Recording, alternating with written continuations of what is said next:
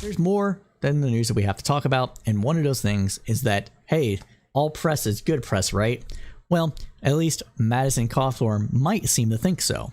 Let's talk about it. Representative Madison Cawthorn, Republican of North Carolina, is back in news again, and apparently testing the theory that there's no such thing as a bad press. In March, we reported on Cawthorn's alleged experiences being invited to DC orgies by, quote, people he looked up to in Republican politics. This got him in somewhat of hot water with House Minority Leader Kevin McCarthy, the leader of the Republican Party in the House. Also in March, CNN reported that Cawthorn was facing charges of driving with a revoked driver's license. It was the second time in the last 5 years Cawthorn had faced this charge. Cawthorn also drew negative headlines in March when a video resurfaced in which he referred to Ukrainian President Volodymyr Zelensky as a quote-unquote thug and said that the Ukrainian government was incredibly evil. That's freaking bizarre, right? Now, Cawthorn has denied any wrongdoing. This week, though, Cawthorn's press includes gun troubles and a crypto problem. Cawthorn was briefly detained by police on Tuesday after trying to bring a loaded gun through airport security in Charlotte, North Carolina, in his carry-on baggage. Police there said that they took possession of the gun, which is standard practice. Again, this is standard practice because of 9/11. You don't get to take a loaded gun onto a plane. You can have it in your checked baggage, and you have to have the ammunition separated from the gun, but you're not allowed to take it with you on your carry-on. It's just bad news. Like, maybe been an oversight. I'm not going to really say one way or the other, but come on. Now, this is the second time in little more than a year that he's been stopped trying to fly with a firearm. In February of 2021, security agents reported that he tried to bring a loaded pistol through a checkpoint at Asheville Regional Airport in North Carolina. Cawthorn also appears to have violated a federal conflict of interest law by failing to report his stake in a cryptocurrency for the anti-Joe Biden slogan, "Let's Go Brandon." I think it's called LGBC, which is Let's Go Brandon coin. As we've reported on the roundup, by law, members of Congress must quickly and publicly report their crypto purchases as well as stocks and certify congressional documents known as periodic transaction reports. The reports appear to have happened in late December, according to Cawthorn's Instagram profile. Cawthorn could have lied about purchasing crypto, or he could have told the truth but failed to file the required documents. If he did make the purchase, he would be penalized over explicit House rules on cryptocurrency disclosure. He would have no more than 30 days to make the disclosure, given that he would clearly have had direct knowledge of the purchase. News about the cryptocurrency purchase was originally published by the Washington Examiner, which reported that Cawthorn may be in violation of insider trading laws as well. Now, the right-leaning news outlets published an article this Tuesday accusing Cawthorn of participating in a pump and dump scheme around this coin, suggesting that he promoted the coin on non-public information, increasing its values, and then sold it before it crashed.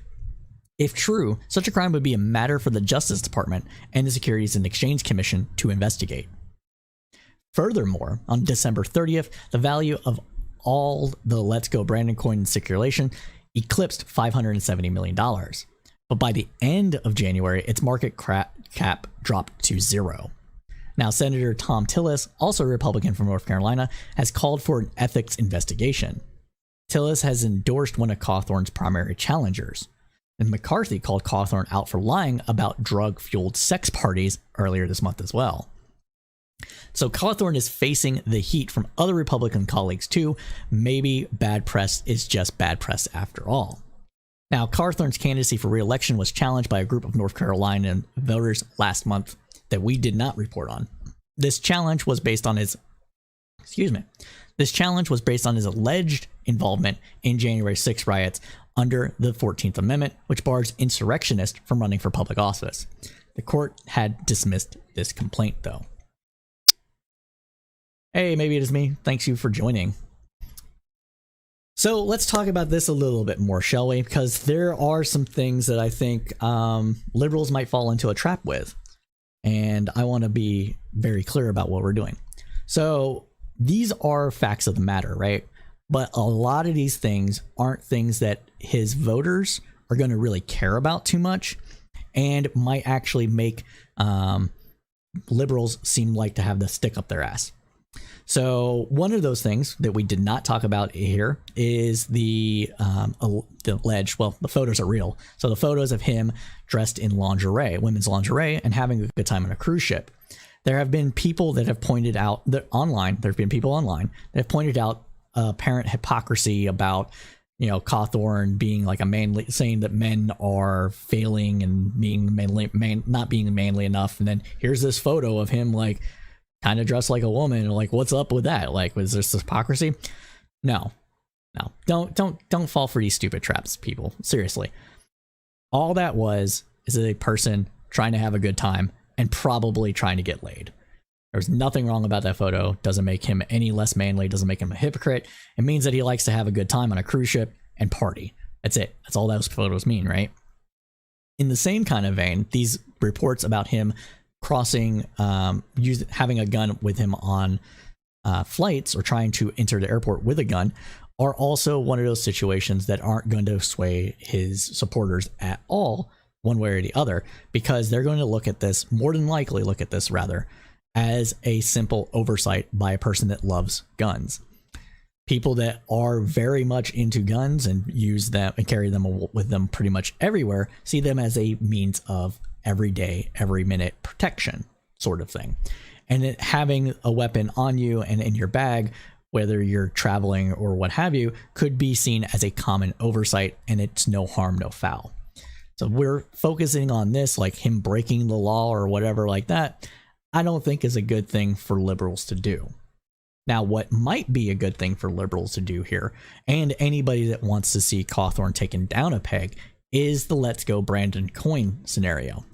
Now, if he did not buy the coin and he was just hyping it up because, haha, funny joke, right? Joke coin, let's go Brandon, haha, fuck Joe Biden.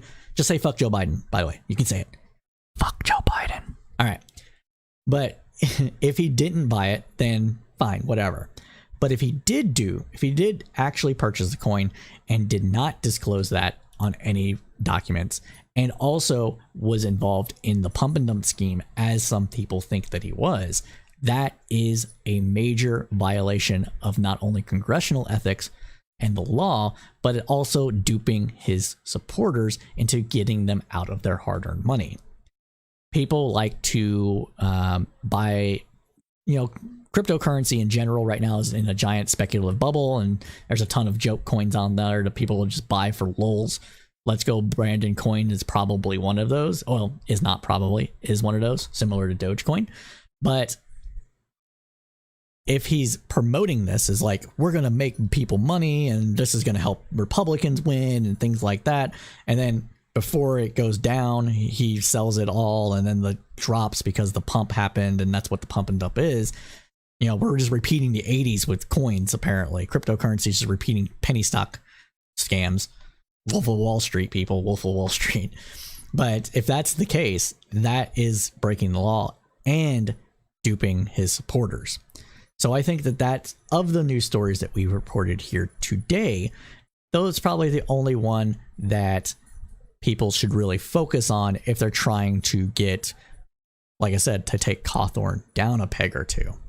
Now, most of this press with Cawthorn is actually not going to be seen as bad press. Sure, he made a goof every once in a while, but he gets his name in the headlines, and it's for things that people don't care about. So really, all press is good press until it's bad press. So we'll see with the Let's Go Brandon coin. But with that, we are going to no longer talk about Cawthorn, and we're going to move on to Marjorie Taylor Greene.